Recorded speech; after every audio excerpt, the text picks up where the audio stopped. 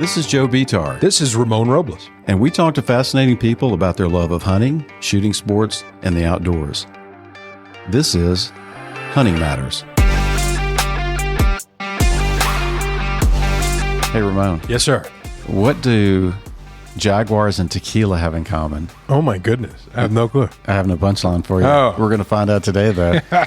Our guest is McCauley Williams, the CEO and chairman of Morningside Brands, Incorporated, and they run a tequila company called Alma del Jaguar Tequila. It's a mouthful. Boy, you are so white. I know. And it's affiliated with the Northern Jaguar Project, which is kind of piques my interest. That's why I'm glad we have him here as our guest today. So here's McCauley.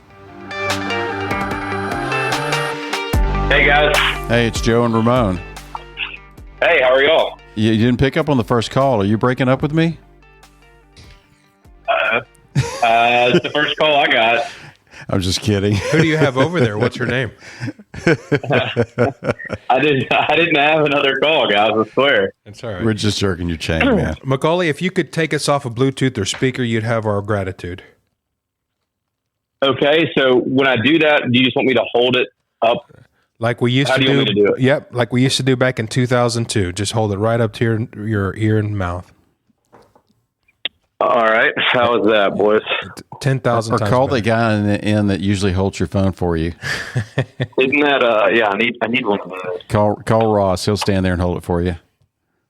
I need one of those. Well, I do end up holding the phone the old-fashioned way a lot, but I was trying to get by the instructions and just see if y'all would notice. So much easier. Well, you won't invest in a landline, so we have to take you off Bluetooth. Man, I'm a 2020-something entrepreneur. Yeah. No landlines. There you go. Yeah, how old are you? How old are you, McCauley? I'm 35. Oh, well, you're not a spring chicken, but you had a landline. No, I have, I grew up with landlines and everything, but like just these days, like I don't even pay for a company phone. Like the company phone is my cell phone. I bet he didn't know what a rotary phone is, though. Wouldn't I? I do, man. We have a cabin on the Tennessee River, and there's no cell phone service, no internet. The only phone, there's a rotary dial. Yeah. And we realized with my cousins that are younger and some folks that go down there that are, considerably younger, that in case of an emergency, we might need to put another phone in there because they literally don't know how to use it. Like what if you had to call 911, but were fundamentally had no idea to use it. It's like I was like, I never even thought about that, but it's like those scenes you see in that movie. How do I call 911? Yeah. Dial Or 911. there's some really good memes of like moms or dads showing their kids, Yep. 5 to 10 something, like random items from, just like the early 2000s or 90s. And they're like, what is this? And they have like no idea what it is. Yeah. One of them big rotary dial. It's pretty crazy. Who was we he? actually, Go ahead. I'm sorry. no, lastly, I just got a TV installed in my office to be able to do Zooms and stuff and to be able to project up to it. But it's gotten so crazy, you just, Bluetooth right up there. You can hold a meeting or whatever. And I got a 65-inch TV. And as they were installing it, I was like, man, I remember distinctly in the 90s, just begging my parents to get a 32-inch television. Yeah. Like how crazy that would have been to get it.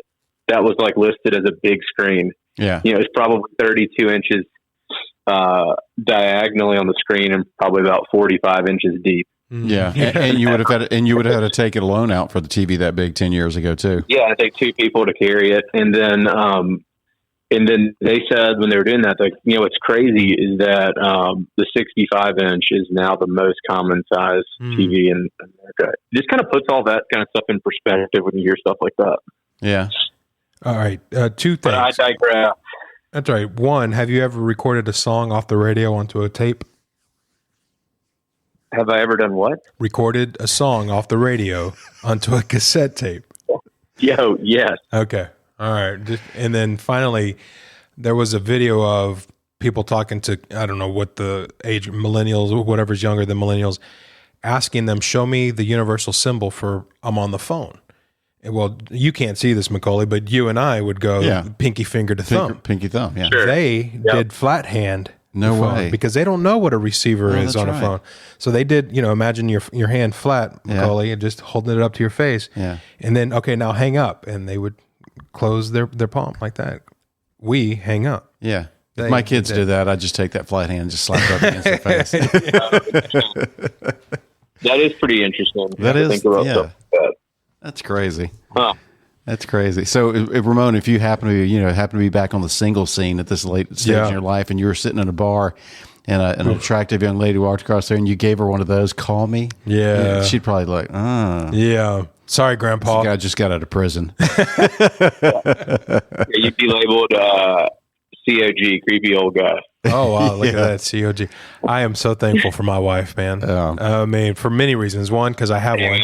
Yeah. And two, she's just down there. She's growing old with me. Yeah. Yeah. Yeah. I agree. I just couldn't imagine even being on that scene anymore. So, McCauley, where did you were talking about the Tennessee River earlier? That's right. Yeah, the Tennessee River. Yeah. Tell us a little bit about where you grew up and what that was like growing up. Are we live? Are we doing this now? Or are we just? Man, we've been recording since you picked up the phone. I love it. We were recording. Luckily, you didn't say anything derogatory or controversial. No worries. Yeah. Well, hey, in the state of Tennessee, it's legal to record somebody without telling them. One party. Consent. Yeah. Exactly. The old one-party recording law. So, I grew up in Memphis, born and raised, West Tennessee boy. But my family, my dad's family is the side that I always identified with more because I'm named after it. McCauley is the family name on my dad's side. We're all from a farm in Middle Tennessee, in between Nashville and Clarksville, Tennessee, closer to Clarksville, about 45 minutes today from downtown Nashville. And that farm has been in our family since the Revolutionary War. Dang. Matthew McCauley, my namesake, served 2 terms in the Revolutionary War, got 2 land grants. One was in North Carolina. He later donated that to become the University of North Carolina, Chapel Hill. Wow. And one of his sons, George McCauley, went to Tennessee because initially when those land grants were given, both were part of North Carolina because Tennessee was carved out of North Carolina's western section. And he, in the 18-teens, moved out to the wild frontier of Middle Tennessee. That was like the furthest western, European settlements. Mm-hmm. And our family's been there ever since. And I'm named after them, and the farm is called McCauley Hill Farm, and it's been a working tobacco farm for 200 years. And so I grew up going there. It's where my dad and uncle both are from, and grew up spending a lot of time there. And my dad really instilled in me like the significance of that family legacy and the importance of protecting the farm and passing it on to my kids, and like taking care of the land and hunting and farming, and then inevitably fishing too. And we had in the 80s, they bought a little cabin on the Tennessee River because my dad and uncle had one when they were growing up that my grandfather, their father, sold. And so they bought a little cabin on the Tennessee River. It's called Kentucky Lake. Lake is sort of a misnomer because it's like a dammed up river. So it's bigger than a free running river, but it's not like one of these big party lakes. And we grew up hunting and fishing there. I mean, I learned how to water ski and stuff there, but that was not what we did. We didn't do sea-doos and pontoons and music and beer. We did bass fishing, brim crappie fishing, and duck hunting. A lot of duck hunting on the lake and on the river. And so that's what, got me into the outdoors in general. My dad is not into sports at all. Neither is my uncle. They play tennis randomly, but nothing else really. And they just love hunting and fishing. And so that's what my dad, my earliest memories were going on hunting or fishing excursions in Middle Tennessee with my dad. That's so cool that you guys have that recorded family history and have a legacy in the United States. I'm always interested in people. I was adopted, so my connection to my past is a little bit disjointed. But luckily, my wife has gone through since the advent of 23andMe and the genetics apps and things like that. She's been able to trace my family back from my biological bloodline, but it's always been of interest to me, especially people who have roots in this country that go back that far, that they've, that the bloodline, number one, is still around, and that exactly, you can sit down and tell your kids, and that's special that you can do that. Sit down and tell your kids, look, here's the family tree. We can connect people all the way back to the founding of this country. And that's very, very cool in my mind. The crazy thing is to go all the way back to that gentleman, Matthew McCauley. I think it's only 7 generations back. So not only can we trace it, but like we have all their, like it's still there at the farm. Like I got all these old pictures, trunks. It's pretty wild. And so I grew up as an only child. And I think that's part of why I felt like a deeper connection to study my family's lineage and past. Yeah. Just because I didn't have siblings. And then my parents were older. Like my dad was 42 when I was born. His father was 42 when he was born. So because of all these late bloomers, that makes it fewer generations than other family trees and a lot easier for us to trace. But my mom is a big history person, and she is an antique and art dealer and appraiser. And so I grew up around antiques and old Southern things. And some kids may have pushed that kind of thing away. I was instantly kind of drawn to it and still am. Right. That's very cool. So you grew up on the lake there, and you were crawling through the woods of Middle Tennessee and that sort of thing. And then when you escaped, you went off to college and eventually to law school, correct? That's right. I wanted to go as far away as I could. As most young men do. We all want that, women. We want to get our independence at that age if we can. And and for me, that was University of Virginia, which from Memphis, where my family, my mom and dad lived, is a 12-hour drive. So it was a hike, but not crazy far enough that we could drive it. But no one's going to be showing up, out of the blue either. And I was going to play basketball at Dartmouth, and then that fell through. That would have been a little bit farther away. And then I was going to play basketball at College of Charleston. And then I got in UVA at the last minute off the wait list and visited and just fell in love and thought I might walk onto the basketball team. But then you went to a fraternity party, saw girls and kegs of beer. And, you know what? I don't know about this whole walking on to the basketball team anymore and riding the bench. You found other things to occupy your time. Yes. As an 18-year-old will. Sure.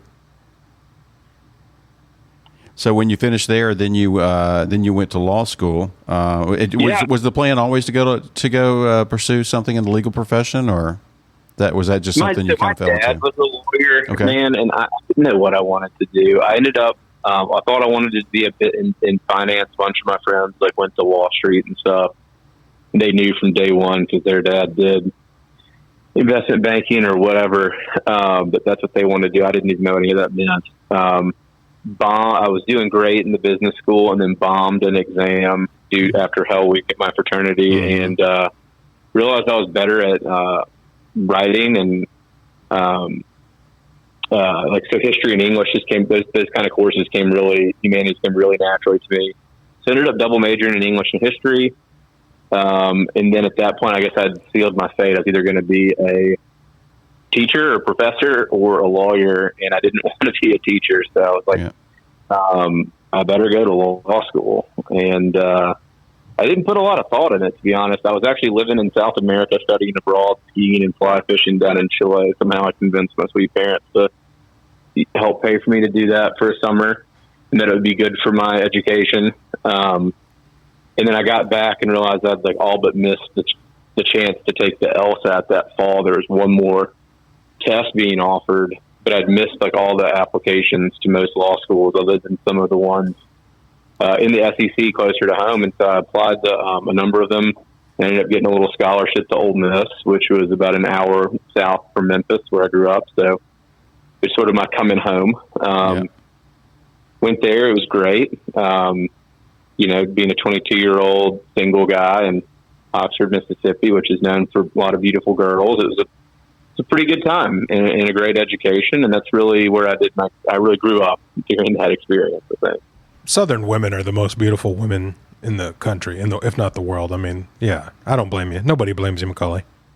But he did. Y'all are Texans. Y'all get it. Yeah. But he did gloss over the fact that he went down to Chile just to hang out and fly fish. Yeah, well, I was going to bring that up here in a sec. Yeah, what's up with that? So you just decide, I'll go to Chile and go do a little What time fly is it? fishing. Yeah, Yeah. I'll get I love to fly fish, man. So, like, my uncle, my dad's brother, which will explain how we get into the tequila thing a little bit. He is the wanderlust adventurer.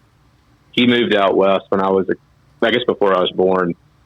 And so I grew up visiting him with my family out in Driggs, Idaho. He was a wildlife photographer and just outdoorsman. And those early memories, fly fishing out there. I mean, it's just the best. I mean, I love hunting, but there's something so therapeutic and like meditative almost about fly fishing that I don't know, I really appreciate. And so I'd always read about, how gnarly the fishing was down in Chile and Argentina. And so, in college I decided, let's go for it. And so I ended up, the only way I could do it was if I did this program. My parents wouldn't let me just go down there. I had to get school credit. So the only credit I could get at UVA was to work taking pre-med classes in the Chilean hospital. I was effectively an intern in hospitals in Santiago and small towns, and I rotated throughout the country of Chile. And I mean, it was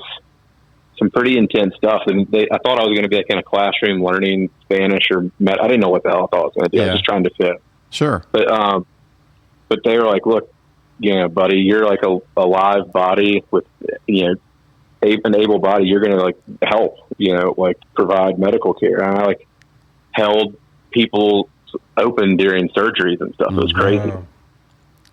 So it was a really crazy, intense and good experience. It makes you really appreciate our country. And at the time, Chile was one of the first countries in the world, maybe the first, to implement government subsidized healthcare for all.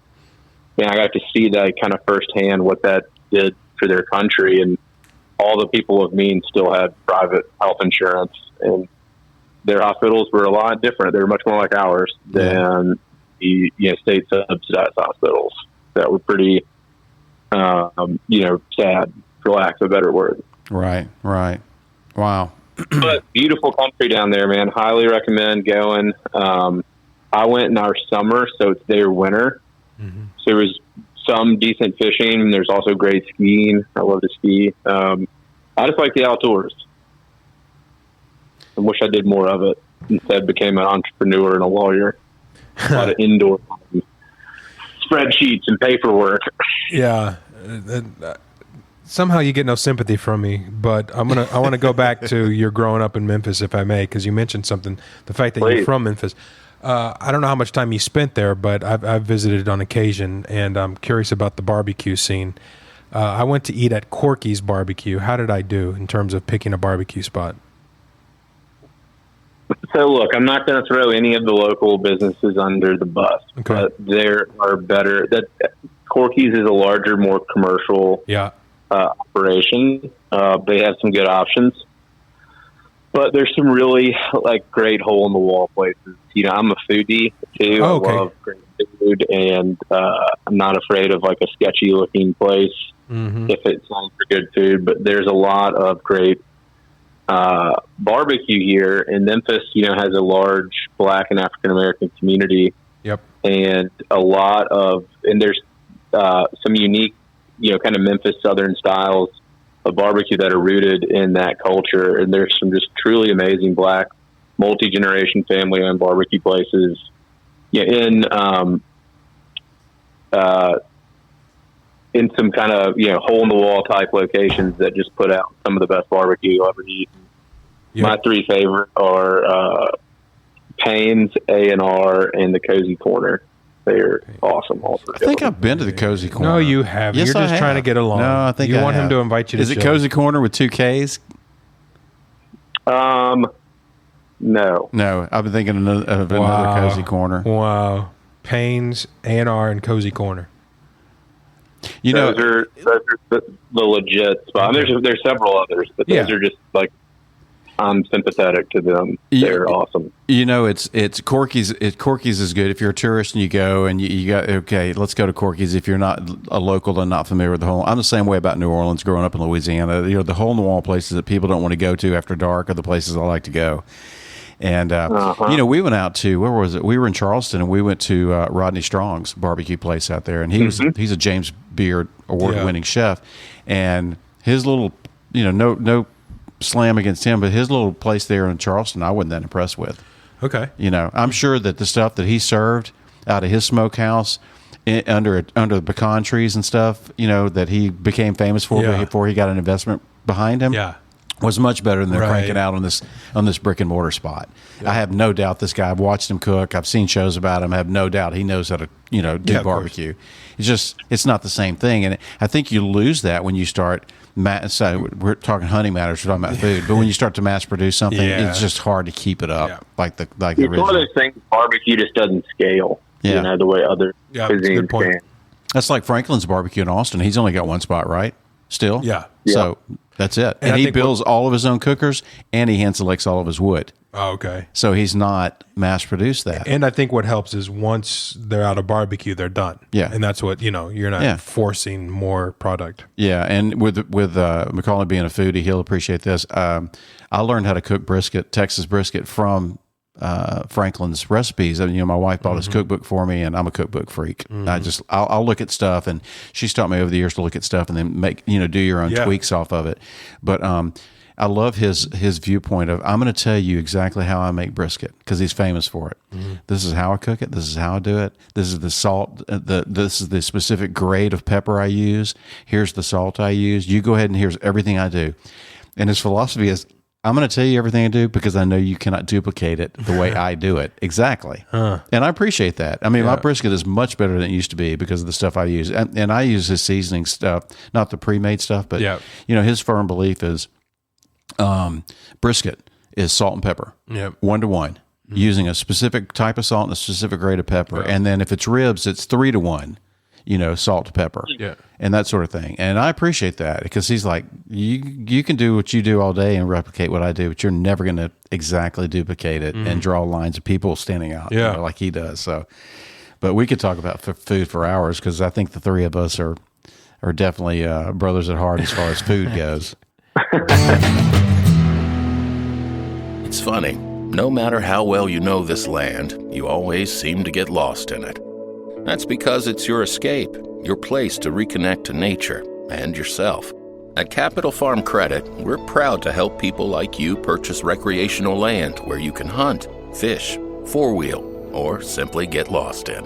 To learn how we can help you secure land like this, visit CapitalFarmCredit.com. Capital Farm Credit. Together, we're better. Being on a shooting team provides our youth with valuable life skills like confidence, responsibility, and leadership. However, most of the nation's youth shooting teams have little or no funding. The Midway USA Foundation is a 501c3 public charity working to sustain and grow the shooting sports industry by providing long-term funding to thousands of these teams, probably one in your community. Learn how the Midway USA Foundation is changing the future of youth shooting sports. Visit midwayusafoundation.org.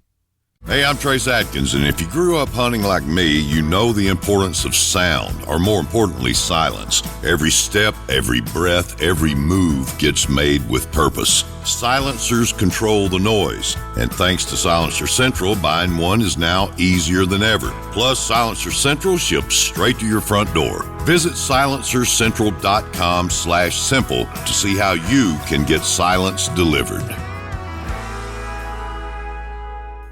When seconds matter in the game, every single decision made can mean a big win or a frustrating loss. When it comes to buying your next home and selling your existing home in the current market, every decision can mean serious money. Aggie fans, it's Dave South, and as you know, I've studied the best players and the best teams to represent our A&M family. One thing I've learned over the years, the best coaches have the respect of their team and the 12th man, you, the fans. In Bryan College Station, no realtor has more 5-star reviews on Google than Lance Lester and his team at the Lester Group. Why is is that? Simple. No one offers more options that benefit you. If you want to buy your next home before you sell your current home, Lance can help you do that. If you want to know the date and price that you can count on your home selling for, Lance can guarantee it in writing. When the game is on the line, you want a leader with a proven track record calling the shots. Get your home sold faster and for the most money. Work with my friend Lance Lester and the Lester Group. Go to thelestergroup.com. That's thelestergroup.com and experience lightning in a bottle selling your home.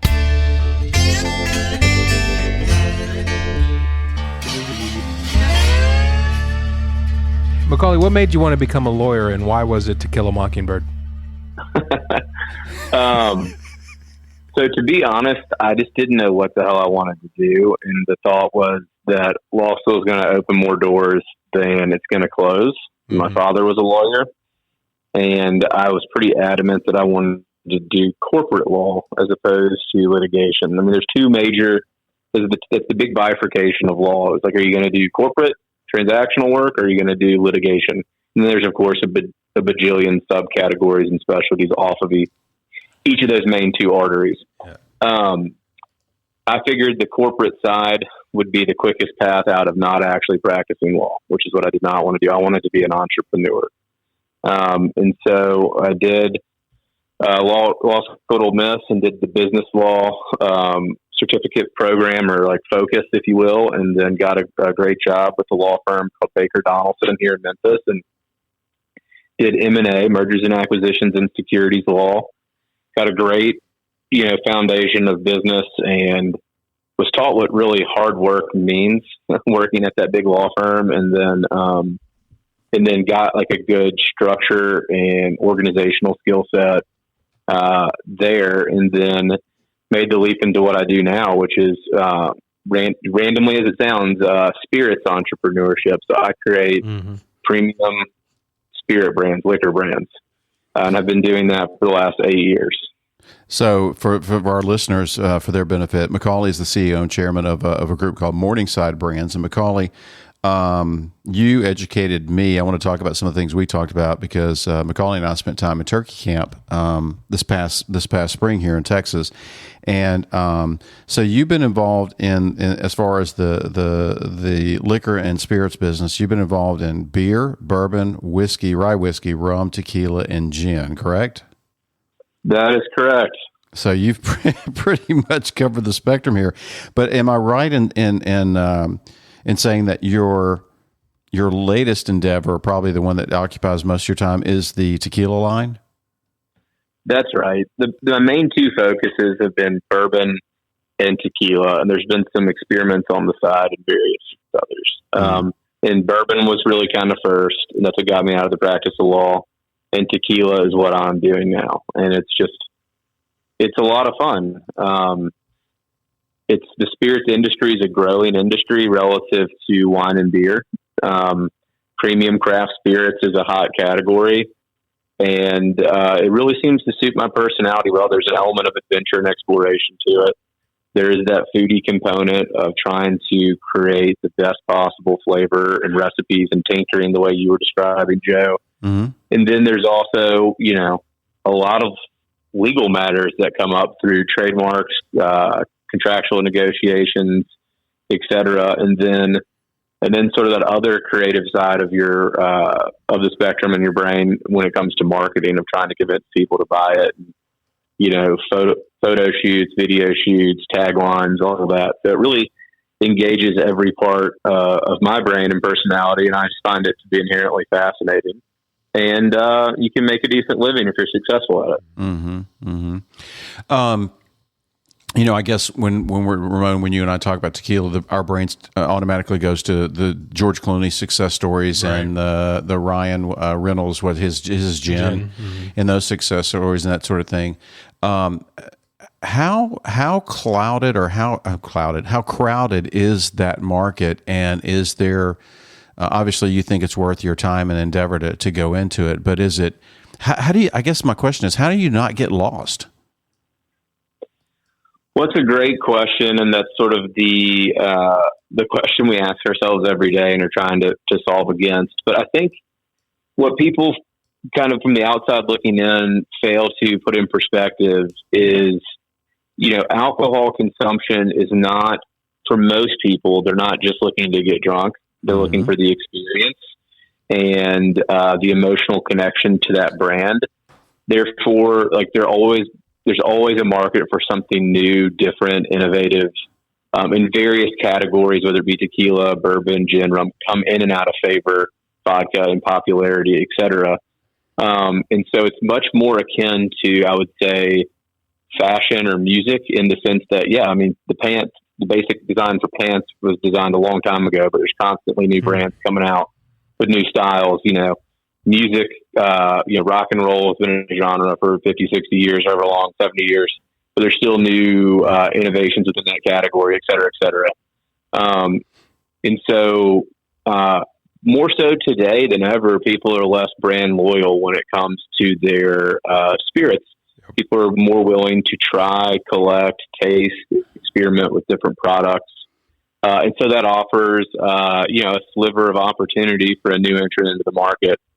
But there's no question that the big brands dominate the market. And it's an uphill battle to gain shelf space across the country. And so happy to unpack it some more, but there's a lot to it, but I just remind people that, things come in and out of trend. It really operates a little bit more similar than you might think to some of these other totally different consumer industries. Yeah. I can see, I never thought about it from that perspective, not living in that world. But, I guess when we go into liquor stores these days, our parents, the days of our parents were Crown, Jack, Cuddy Sark, those sorts of brands. And that was really it, and the distinction of, well, that's whiskey and that's bourbon and that's rye and that sort of thing. I think we've become, it's just a reflection of our lives, I guess, and technology. We've become more intelligent and more informed on everything from our medical conditions to the diversity of liquor and spirits offerings out there, right? That's exactly right. So one that, the rise in maturation of social media and the internet offers us technology and tools to get the brand message and awareness out there. But also we found in this kind of digital age, a lot of people still do have nostalgia for authentic products in the physical world with legacy or story behind them. And so we find that there's, a lot of people that want to latch on to an authentic story or an authentically produced product and learn about it. And I think there's an element of escapism there from kind of the hustle bustle modernity, if we were going to go psychological on the analysis. But there's no question that there's a market for it. Spirits specifically have gained market share over beer and wine for the last 13 years in a row. Yeah. And you think about it, in our lifestyle of loving the outdoors, hunting and fishing and camping and hiking, whatever, that imagery conjures up, at the end of the day, you're with your buddies, you're with your wife, you're with your girlfriend, whoever, your college buddies, the whole group. And no matter whether you're paddle fishing or whether you're in a kayaking or whitewater rafting, whatever, if you think about the mentality of it, the mentality is this: it takes you, at the end of the day, you're all around a campfire somewhere on the side of a lake or river or something, you're enjoying an adult beverage. So it's kind of the perfect match and mirror to it. And I want I want Ramon and our listening audience. I had the opportunity to spend a few days with you in camp, but your story and the way you guys are doing things, and I want to talk about the conservation piece as well later, but the way you guys are doing things with the brand, your new baby, Alma del Jaguar Tequila, and I'm going to give the website now. It's Alma, that's ALMA, Del, DEL, Jaguar, which is Jaguar in English. Yeah, it's you're saying it weird. Alma del Jaguar Tequila, almadeljaguar.com, and that's where the website is. But McCauley, tell us about what you guys do and why you do it and why there's so much attention to detail, from everything from the distilling to the label, because the label story in itself is fascinating to me. Yeah, just for starters, if you don't speak Spanish, it's okay to call it Jaguar Tequila because it's spelled the same way.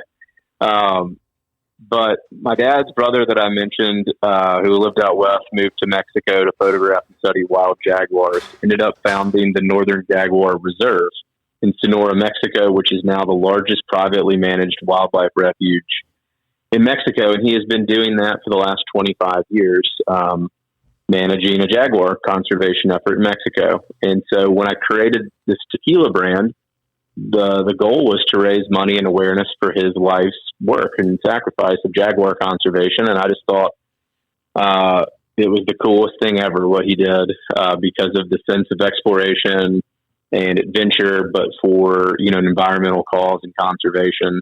And he just, over the years lamented about their good at their science and research, but maybe not the best at raising money and awareness. And so I saw an opportunity to take my skill set in building spirit brands, which I'd already done in other spaces, and apply it to a charitable component using tequila, America's now most popular spirit, as our product that was going to donate money and raise awareness towards this cause. So with it, tequila has to be produced in Mexico. It's, of course, one of Mexico's most famous and beloved exports. And there's all kinds of regulations about how it has to be produced. It's guarded under denomination of origin laws, similar to the way Scotch has to come from Scotland, bourbon has to come from the U.S., cognac has to come from certain regions of France, right, etc. But within the tequila industry, you mentioned George Clooney. His brand was successful because it was 100% agave tequila. You have mixto tequila, which is the cheap stuff like Jose Cuervo. Okay. Around 2010, 2014, through that time window, there's a big consumer shift into 100% agave tequilas. Hunting Matters is presented by DEA Ranch. Are you looking for the ultimate South Texas hunting experience? Then look no further than DEA Ranch. DEA Ranch offers some of the best whitetail and exotic game hunts in South Texas year-round. Whether you're looking to fill your freezer or put the next hunting memory on the wall, their professional guides are focused on ensuring each client has a memorable and exciting hunting experience. DEA Ranch offers guided hunts, professional staff, chef-prepared meals, trophy preparation, and more. To learn more, go to DEARanch.com. That's DEARanch.com. The Houston Safari Club Foundation is a 501c3 nonprofit organization that supports the future of hunting and conservation. Wildlife and habitat conservation, youth education and outdoor experiences, scholarships, and anti-poaching efforts are just a few of the programs supported by this organization. Monthly events, an annual convention, award-winning publications, networking opportunities, and valuable resources for hunting knowledge are just a few of the benefits of being a member of Houston Safari Club Foundation. If you're searching for a group of people dedicated to protecting the future of hunting, look no further. Join Houston Safari Club Foundation today at wehuntwegive.org or call 713-623-8844. Hunting Matters is presented by RC Cartridges. Founded in Italy in 1970, RC Cartridges is a family-owned business dedicated to technology, innovation, and shooting excellence. RC has a historic legacy as a provider of ammunition for Olympic champions, and they are constantly evolving with the goal of producing the highest quality cartridges available. RC is as passionate about shooting and hunting as you are. Whether it's hunting or shooting, steel or small caliber, RC Cartridges has the shotgun shell options to meet your needs. Go to rccartridgesusa.com to learn more. That's rccartridgesusa.com. Are you interested in breeding exotic wildlife as a method of generating cash flow for your ranching operation? Wildlife Partners is an innovative wildlife conservation company that is the largest breeder, buyer, and seller of exotic wildlife in America. Let them show you how wildlife breeding and ranching can help secure the future of animal species while generating cash flow and substantial first-year tax deductions. Wildlife Partners serves more than 500 private landowners in Texas and numerous conservation-minded investors throughout the U.S. Non-landowners can also own wildlife. To learn more, go to wildlifepartners.com.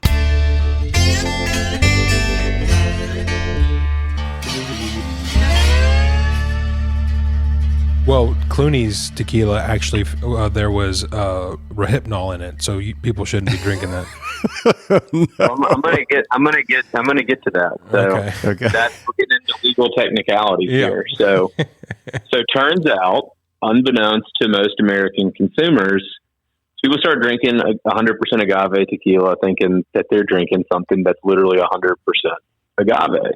But turns out, in the law, what that term means, 100% agave, just means that the ethanol that was in that bottle was created from 100% agave-based sugars during fermentation. But there's a dirty secret in tequila that people can add up to 4% by volume, chemical manipulants after it's been produced called additives.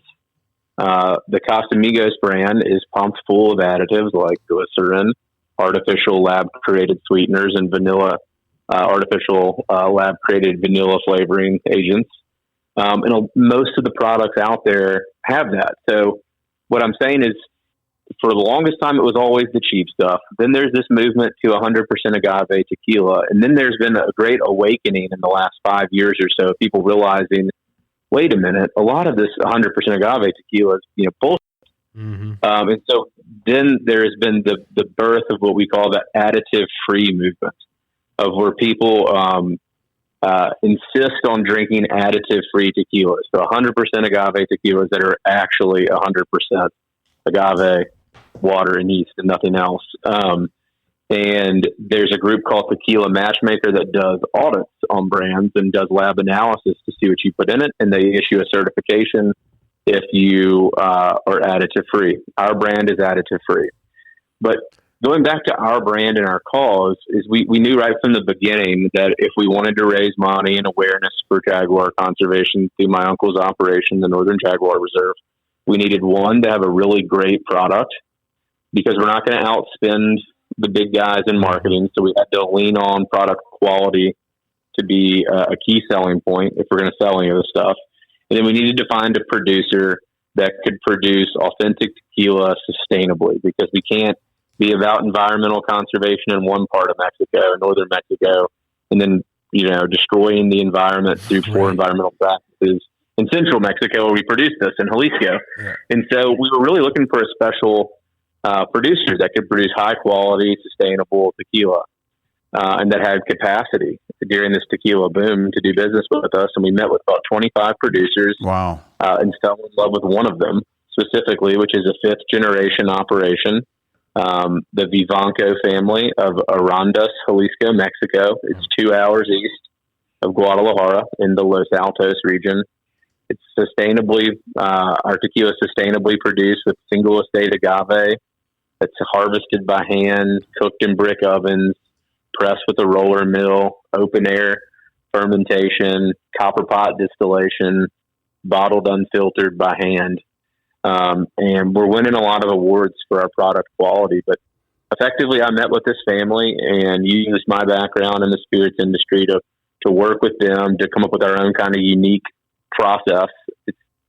We call it our recipe, but it's just agave water and yeast, like the other additive for tequilas, but it's a series of steps, like you were describing that Franklin barbecue gentleman that takes of which fields we harvest at what age of maturity of the agave, how the agave piñas, the hearts are cut, how long it's cooked in the oven, how long it's left to rest, the speed and gauge of the roller mill, of how hard or gentle it presses the fibers, the exact fermentation time.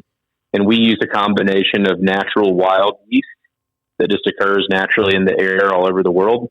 The French would say that natural wild yeast imparts a lot of terroir or taste of place in the product, which it does.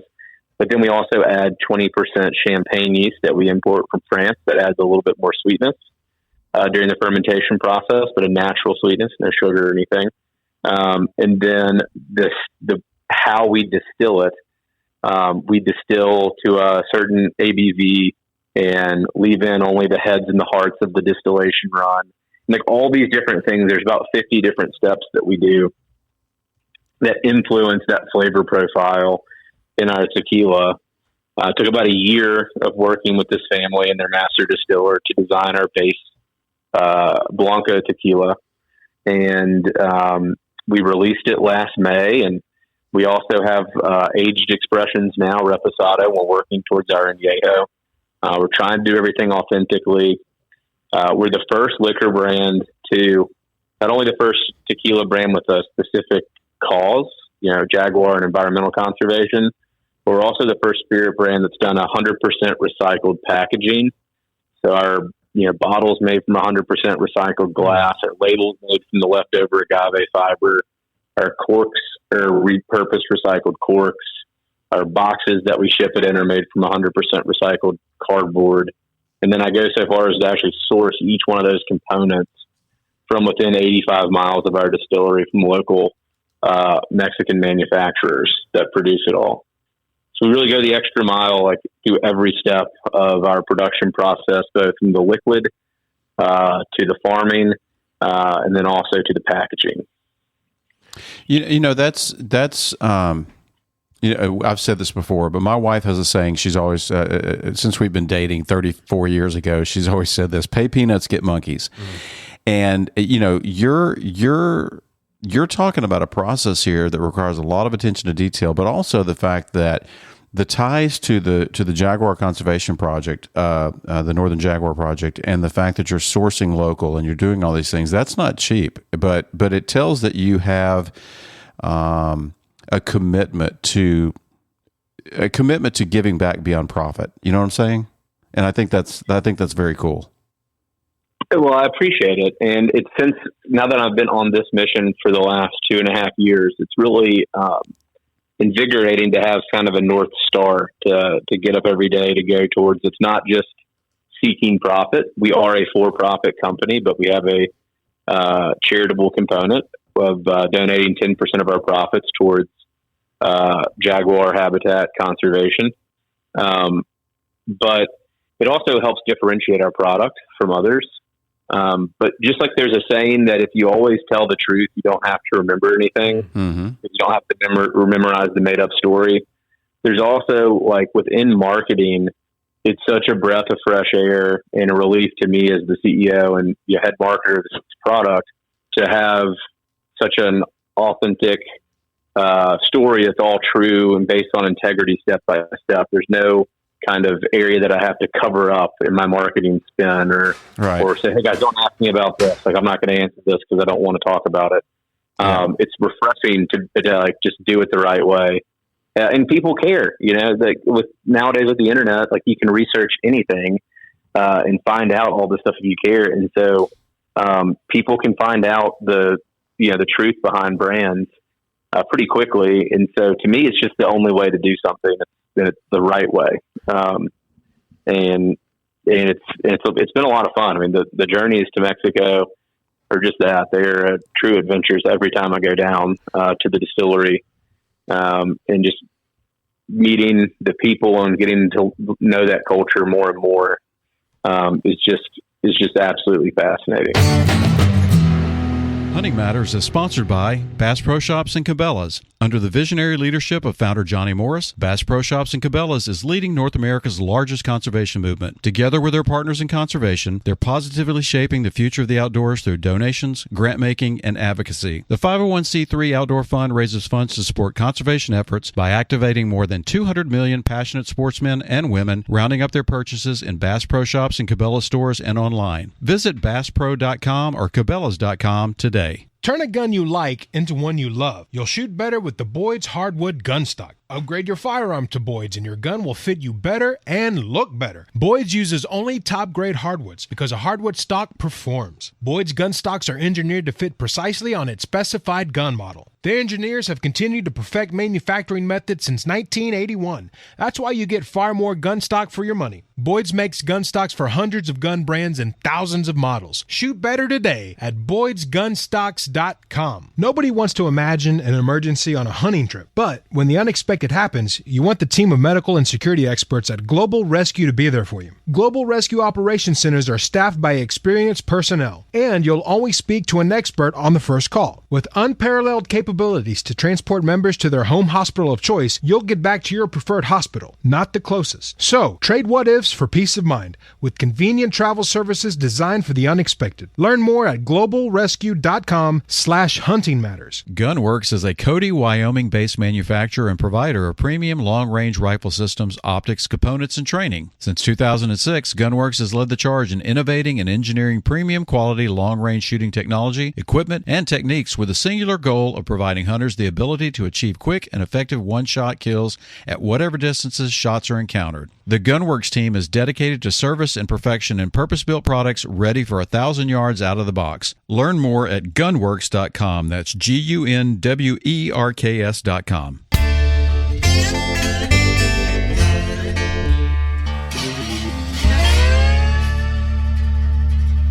So right here, right now on the show, you will, I guess not under oath, but testify that you do not use any Jaguars in the producing of your tequila.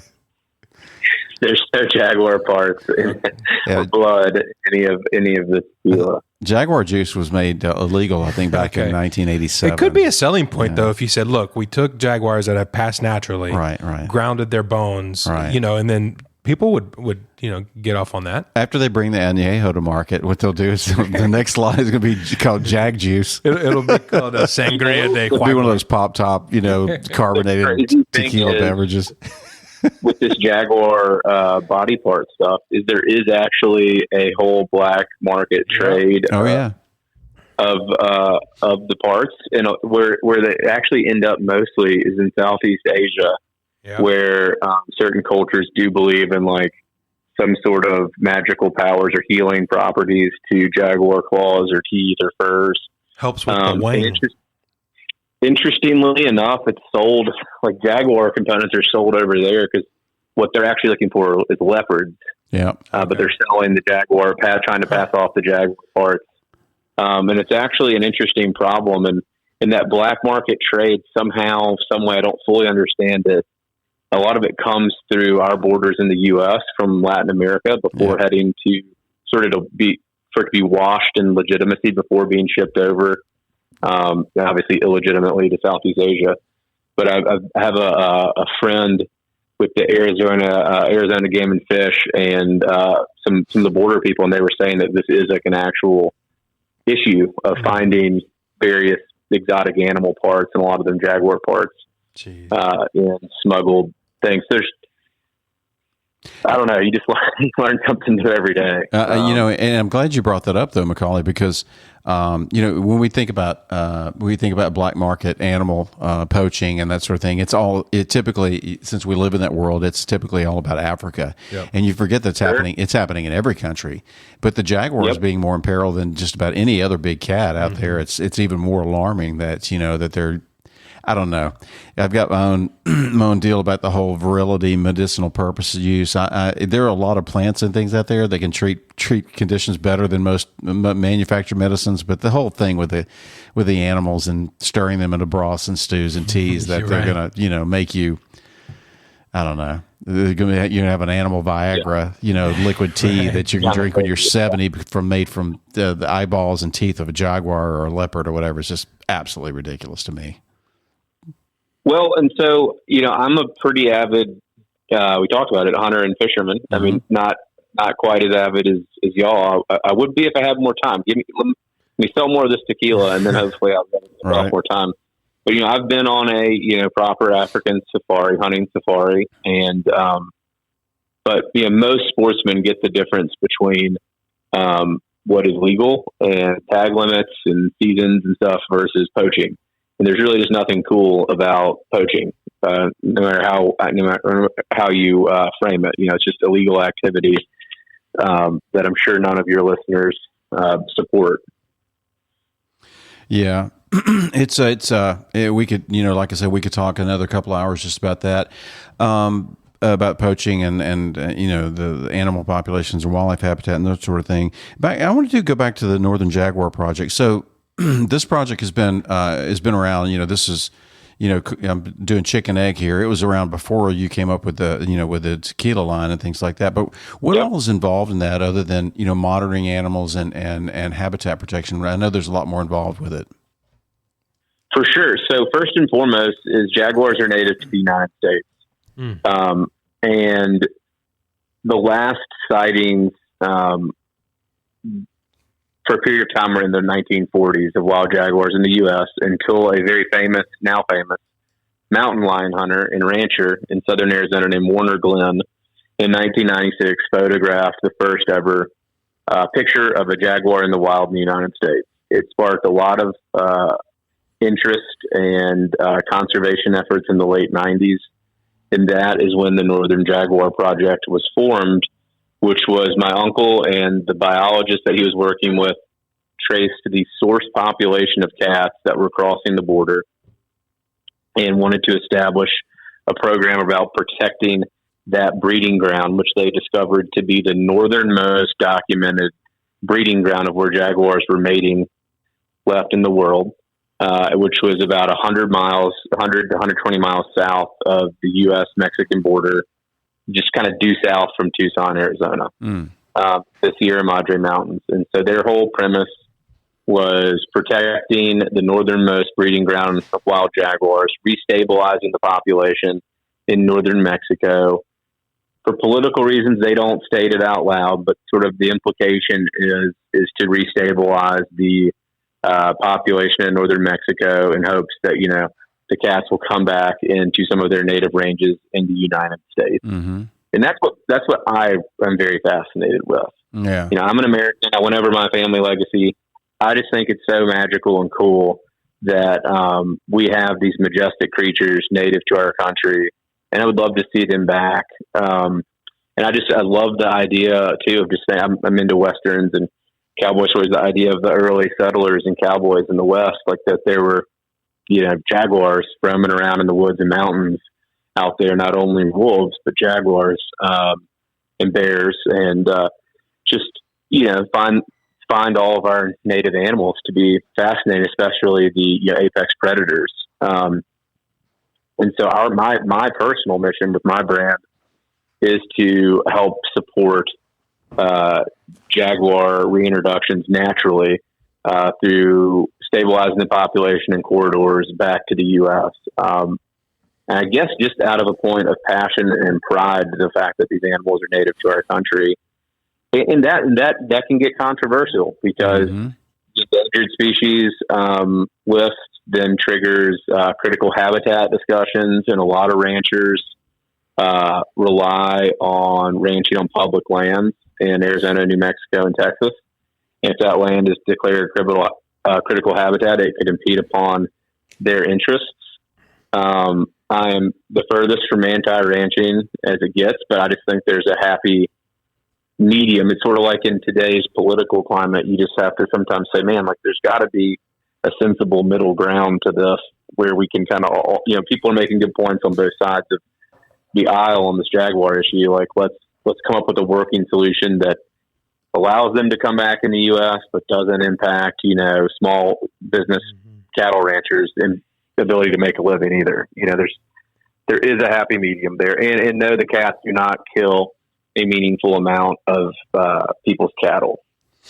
Right. Yeah. I mean, you know, people, it's human nature to draw parallels to the reintroduction of the gray wolf in the U.S. It's been a controversial effort for years and years and years. But you're right. The populations aren't enough that I think that you know, the old standard saying was, well, there's a reason why, you know, there were no more wolves, because the ranchers shut them off because they were killing all their cattle back in the old West.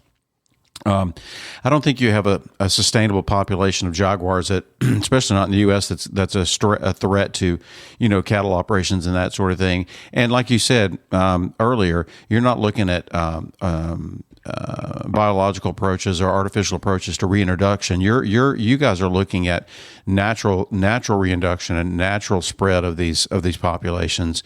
And I do think there's a level. It's just like any domestic and wild animal balance, and people and wild animal balance, there has to be some sort of coexistence levels. But the wolf project is a whole different thing, because they're dumping wolves into places and they're humanizing wolves. So the people who are out there that think wolves are big cuddly animals, you know, don't have any knowledge of the fact that wolves kill to kill sometimes. You know, they don't kill just to eat. Sure.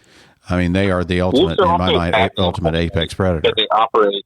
They're pack animals, and their breeding patterns are just different than a solitary hunter like a jaguar. Like, they just don't breed at the same rates. Their hunting patterns are totally different. And so some of what the, you know, harm or perceived or argued harm with the wolf is just not at all how this animal works in terms of the jaguar. Yeah. Yeah, and we keep an eye on the ocelot stuff too here in South Texas. The dwindling populations of ocelot and the border control issues and that sort of thing affects them, and that's another unique project that I encourage people who are listening, if you're not familiar with the plight of the jaguar, the plight of the ocelot, and those cats that don't get the press and attention that a lot of animals do. To check them out, because like you said, they're a link to our past. They're a link to the Old West. They're a link to our heritage. And I think if you love the outdoors and you love wildlife and you love habitats and protecting those things and those species, you need to look into them and get involved with them, because I think these species-specific efforts are very important to maintaining. I mean, you can't protect every animal. We're not trying to say you can save everything, but these are. It'd be like, we almost lost the wild turkey. We almost lost the wild buffalo, and those sorts of things. And you're McCauley. I mean, we don't know each other that well, but I think we're both romantics to our past and to the Old West and those links to those things. Yeah. And it's just cool just to go out and see them in the wild. First time I saw a buffalo standing on the plains, I thought it was the greatest thing I'd ever seen in my life, But we applaud you for that, and applaud you for having that focus and attention to that effort. We've got just a few minutes here. I want to wrap up. Also, you had mentioned to me, and when we were doing kind of a pre-conversation notes back and forth, you had mentioned a new documentary that was out or coming out. That's right. Yeah. So at our website, Alma del Jaguar, or Alma del Jaguar, however you want to pronounce it, .com, we have a film page, and we filmed so part of our brand is we're going to produce short documentary films on the borderlands, the U.S.-Mexican borderlands. Those issues will be around, of course, jaguar conservation, environmental conservation, maybe some, I don't know exactly what all the episodes are going to entail yet. It's going to be a series. We've only filmed one. But our first episode is about wild jaguars in southern Arizona. It's 10 minutes long, short film. And it's an interview style documentary where we interview Warner Glenn, who's now 90, who's that rancher, in mountain lion hunter that photographed the first jaguar back in 96. He's literally grown up on the border. His ranch, literally his land goes right up until wherever the demarcation of the Mexican border is with the border wall, and just his perspective on living there and seeing the change that's occurred.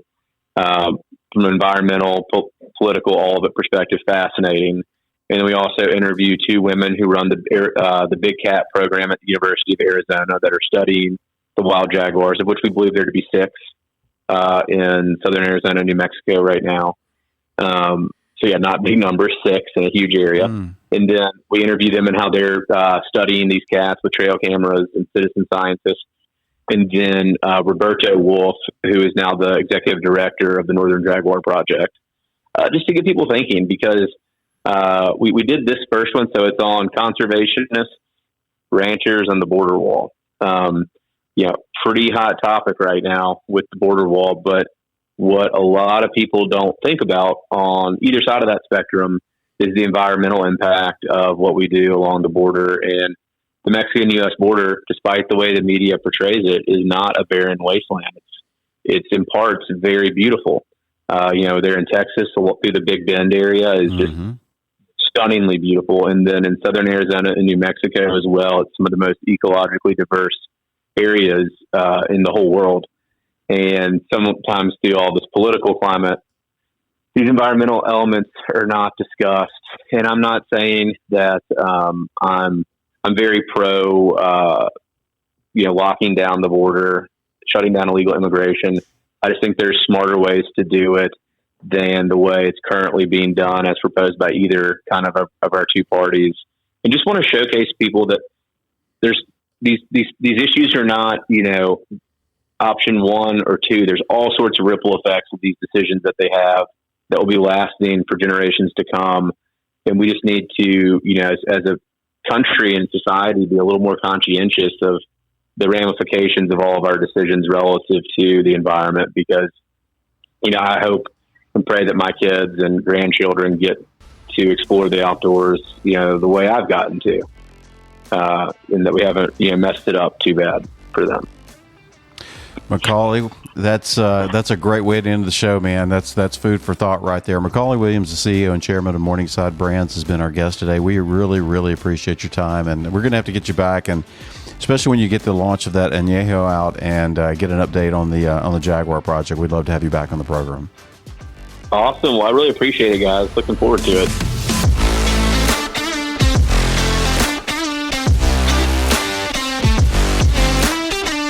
Hunting Matters is a Houston Safari Club Foundation production, hosted by HSCF Executive Director Joe Betar and Ramon Robles.